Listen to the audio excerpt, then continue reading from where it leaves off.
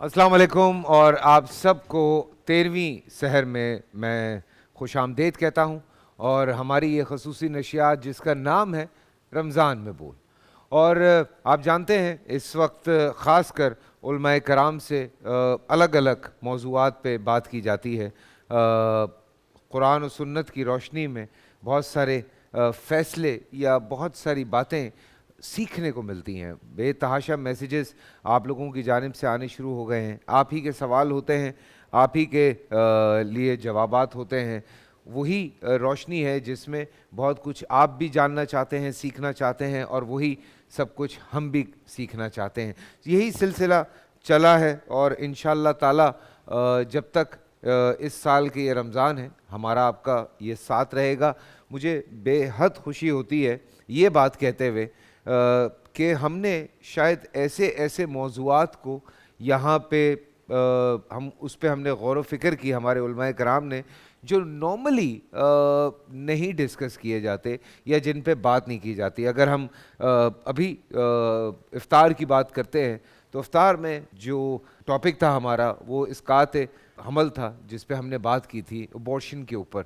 और normally channels के ऊपर इस तरह की बात नहीं की जाती। I am very thankful to my entire team, और मैं अपने उलमा इकराम का शुक्रिया अदा करता हूँ जो एक ऐसी सोच है, जो एक ऐसी बात है उस पे हमें बात करने का मौका दे रहे हैं। और मैं समझता हूँ कि पर्सनली ये चीज़ें बहुत ज़रूरी हैं, बिकॉज़ हम बहुत इधर उधर की बातों में या बहुत ऐसे सवाल कि अलामा साहब ये बता दें कि क्या हम मसवाक कर सकते हैं रोज़े में, या हमें ये यार मतलब बहुत आगे जाके हमें चीज़ों को सोचना है।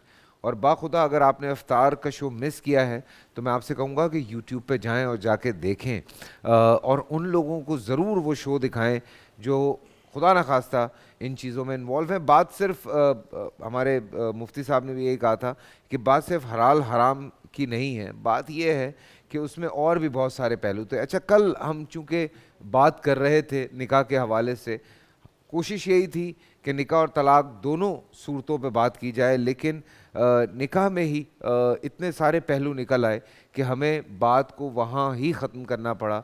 और आज थोड़ा सा आगे हम जाएंगे तलाक की तरफ, पर उसी में देखें एक एक बड़ी खूबसूरत बात सामने आई।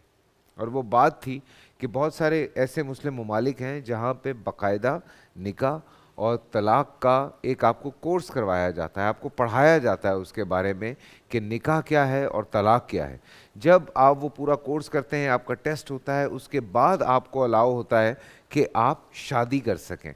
सो ये छोटी छोटी सी कुछ चीज़ें हैं जो मेरे ख़्याल से हमें इनका इम्प्लीमेंट पाकिस्तान में भी करना चाहिए। और इस चीज़ का मशवरा जो हमारी इस्लामी कौंसिल है, मैं उनको भी कहूँगा कि खुदारा इस चीज़ पे काम करें, बिकॉज़ ज़िंदगियाँ बिखर रही हैं, ख़राब हो रही हैं, लोग आपस में दूर हो रहे हैं। सो थोड़ा सा इस पे ज़रूर काम करें। खैर, एक सिलसिला है कससुल अंबिया का जिस पे आज भी मुझे बात करनी है, और आज का जो किस्सा है वो हज़रत लूत अलैहिस्सलाम का है। और कुरान पाक में अल्लाह सुब्हान ताला कई अंबिया कराम का ज़िक्र फरमाते हैं, कई किस्से मौजूद हैं जिनमें हमारे लिए बहुत सारे सबक हैं, रहनुमाई है और इबरत भी। तो आज जो वाक़या मैं आपको सुनाने जा रहा हूँ वो हमारे प्यारे नबी हज़रत लूत अलैहिस्सलाम का है। हज़रत लूत अलैहिस्सलाम के वालिद का नाम हारान था, जो तारुख आज़र के बेटे और हज़रत इब्राहीम के सगे भाई थे। यानी हज़रत लूत अलैहिस्सलाम हज़रत इब्राहीम अलैहिस्सलाम के भतीजे थे। आप हज़रत इब्राहीम अलैहिस्सलाम पर सबसे पहले ईमान लाने वालों में शामिल हैं। नेज़ आप हज़रत इब्राहीम अलैहिस्सलाम ही के ज़माने में अहले सदूम की रहनुमाई के लिए नब्वत के मनसब पे फाइज हुए। वालिद हरान के इंतकाल के बाद हज़रत लूत अलैहिस्सलाम बाद सदूम नामी शहर में आबाद हो गए। सदूम के आसपास 5 नहायत खूबसूरत शहर आबाद थे। ये इलाके नहायत सरसब्ज़ व शादाब, कुदरत की फयाज़ी का हसीन शाहकार थे। बागात की कसरत थी, इसी वजह से करब व जवार की बस्तियों के बासी भी अपनी माशी और ग़ज़ाई ज़रूरियात के लिए इन्हीं बस्तियों का रुख किया करते थे। मगर ये बात इन बस्तियों के लोगों को बिल्कुल भी पसंद न थी। ان کی شدید خواہش تھی کہ دوسری بستیوں کے لوگ ان کے علاقوں میں نہ آئیں، لیکن یہ انہیں منع کرنے سے بھی ڈرتے تھے۔ جب کوئی قوم اللہ کی دی ہوئی نعمتوں کا شکر ادا کرنے کی بجائے غرور اور تکبر اور عادات بد میں مبتلا ہو جائے تو ایسے لوگوں کے دل و دماغ پر شیطان قابض ہو جاتا ہے، اور پھر یہ ابلیس کے نقش قدم پر چلنے لگے۔ ایک دن بستی کے لوگ باہر سے آنے والوں کو روکنے کا طریقہ کار پہ غور و خوض کر رہے تھے کہ ابلیس ایک بزرگ کی شکل میں ان کی محفل میں آیا اور کہا کہ اگر تم ان سے پیچھا چھڑانا چاہتے ہو تو میرے کہنے پہ عمل کرو۔ اجنبی بزرگ کی یہ بات سن کر سب نے نہایت توجہ سے اس کی طرف متوجہ ہوئے اور اس کے بتانے کے طریقے پر اصرار کیا۔ ابلیس نے کہا کہ کل بتاؤں گا۔ دوسرے دن وہ ایک خوبصورت نو عمر لڑکے کے بھیس میں آیا اور انہیں اپنی عورتوں کی بجائے مردوں کے ساتھ فعل بد کرنا سکھایا۔ اس طرح ابلیس کے کہنے پہ اس بدکاری کے موجد یہی ملعون لوگ تھے۔ انہوں نے شیطان کی ایما پر ایک ایسا گناہ ایجاد کیا جس کا اولاد آدم میں اس سے پہلے کسی کو خیال تک نہ آیا تھا۔ یہی وہ وقت تھا کہ جب اللہ تعالیٰ نے حضرت لوط علیہ السلام کو نبی بنا کر اس قوم کی اصلاح کے لیے بھیجا۔ حضرت لوط علیہ السلام نے ان کو توحید کی دعوت دی، بے ہدہ حرکات سے منع فرمایا۔ قرآن پاک میں اللہ تعالیٰ فرماتا ہے سورۃ الاعراف میں آیت 80 یا 81، کیا وہ بے حیائی کرتے ہو جو تم سے پہلے جہان میں کسی نے نہ کی، تو تم عورتوں کو چھوڑ کر مردوں کے پاس جاتے ہو، بلکہ تم لوگ حد سے گزر گئے۔ حضرت لوط علیہ السلام نے اپنی قوم کی عادات بد کی وجہ سے بڑے فکر مند رہتے تھے اور دن رات انہیں نصیحت و تبلیغ کرتے رہتے، لیکن اس قوم پر اس کا کوئی اثر نہ ہوا، بلکہ وہ مزید ڈھٹائی اور ہٹ دھرمی کے ساتھ فخری انداز میں یہ کام کرنے لگے۔ اس کے ساتھ ہی وہ حضرت لوط علیہ السلام کے ساتھ بھی سخت رویے کے ساتھ پیش آتے، ان کی باتوں کا مذاق اڑاتے۔ حضرت لوط علیہ السلام مایوس ہونے کے بجائے قوم کو راہ راست پر لانے کی جد و جہد میں مصروف رہے، لیکن وہاں تو کیفیت یہ تھی کہ مرض بڑھتا گیا۔ جوں دوا کی، یعنی جتنا حضرت لوط علیہ السلام انہیں اللہ تعالیٰ کے عذاب سے ڈراتے وہ اتنا ہی ان کا تمسخر اڑاتے، اور ایک دن انہوں نے خود ہی عذاب الہی کا مطالبہ کر دیا۔ اللہ نے انہیں ابھی تک دردناک عذاب سے محفوظ رکھا تھا اور بدترین فحاشی اور بدکاری کے باوجود انہیں ڈھیل دی جا رہی تھی، لیکن اب انہوں نے خود ہی عذاب کی فرمائش کر دی تو بولے، اے لوط، اگر تم سچے ہو تو ہم پر عذاب لے آؤ۔ قوم کے اس مطالبے کے بعد حضرت لوط علیہ السلام کو یقین ہو گیا کہ اللہ تعالیٰ نے ان کے دلوں پر مہر ثبت کر دی اور اب راہ راست پر آنے والے نہیں، لہٰذا انہوں نے نہایت بے بسی کے عالم میں اللہ کے عزو جل کے سامنے ہاتھ پھیلا دیے اور دعا کی کہ اے میرے پروردگار، ان مفسد لوگوں کے مقابلے پر میری نصرت فرما۔ پھر کیا ہوا؟ حضرت لوط علیہ السلام کے پاس وہ فرشتے آئے جو حضرت ابراہیم علیہ السلام کے پاس بھی گئے تھے۔ حضرت جبرائیل علیہ السلام چند فرشتوں کو اپنے ساتھ لے کر آسمان سے اترے اور یہ فرشتے حضرت لوط علیہ السلام کے پاس مہمان بن کر پہنچے۔ یہ تمام فرشتے بہت خوبصورت اور حسین لڑکوں کی شکل میں تھے۔ ان مہمانوں کے حسن و جمال کو دیکھ کر حضرت لوط علیہ السلام فکرمند ہوئے۔ انہیں اپنی قوم کی عادت قبیحہ کے پیش نظر خطرہ تھا کہ نہ جانے قوم ان کے ساتھ کیا سلوک کرے۔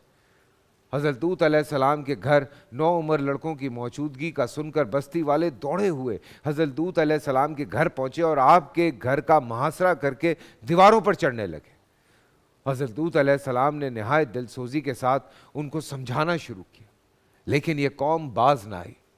تو حضرت لوط علیہ السلام نے اپنے تنہائی اور مہمانوں کے سامنے رسوائی سے تنگ ہو کر رنجیدہ ہو گئے۔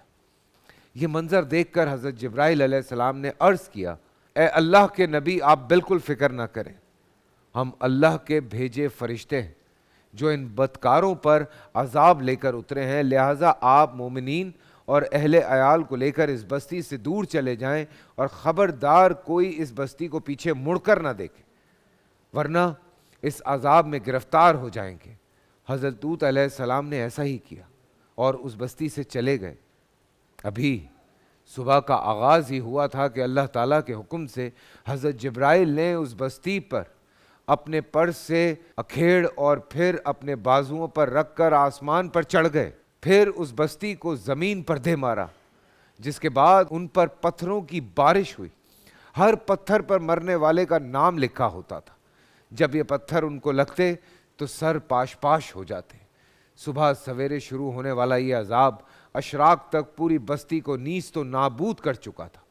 اللہ تعالیٰ نے قرآن پاک میں فرمایا، پھر جب ہمارا حکم پہنچا تو ہم نے وہ بستیاں الٹ دیں اور اس زمین پہ کھنگر کے پتھر برسانے شروع کر دیے جو لگاتار برستے رہے، جن پر تمہاری رب کی طرف سے خاص نشان بھی تھے. وہ ظالموں سے کچھ دور نہیں. قوم لوط کی اس خوبصورت بستیوں کو اللہ تعالیٰ نے ایک انتہائی بدبودار سیاہ جھیل میں تبدیل کر دیا، جس کے پانی سے رہتی دنیا تک کوئی فائدہ نہیں اٹھا سکتا. سمندر کے اس خاص حصے میں کوئی جاندار مچھلی مینڈک زندہ نہیں رہ سکتا، اسی لیے اسے بحرہ مردار کہا جاتا ہے. اس کے مغرب میں اسرائیل اور مشرق اور اردن واقع ہے. بحرہ میت یا بحرہ مردار کا یہ علاقہ سطح سمندر سے 420 میٹر یعنی 1378 فٹ نیچے ہے. اس جھیل کی لمبائی 67 کلومیٹر یعنی 42 میل اور چوڑائی 18 کلومیٹر یعنی 11 میل ہے. اس کا پانی حد سے زیادہ نمکین ہے. اس کے ارد گرد کی زمین جو کبھی دنیا کی سب سے زیادہ سرسبز و شاداب زمین تھی، بنجر اور صحرائی زمین میں تبدیل ہو چکی، اور اب یہ دنیا کا ایسا مقام ہے جہاں زندگی پنپ نہیں سکتی. بول انٹرٹینمنٹ کے شوز دیکھنے کے لیے ہمارے چینل کو سبسکرائب کریں اور بیل آئیکن پر کلک کرنا نہ بھولیں.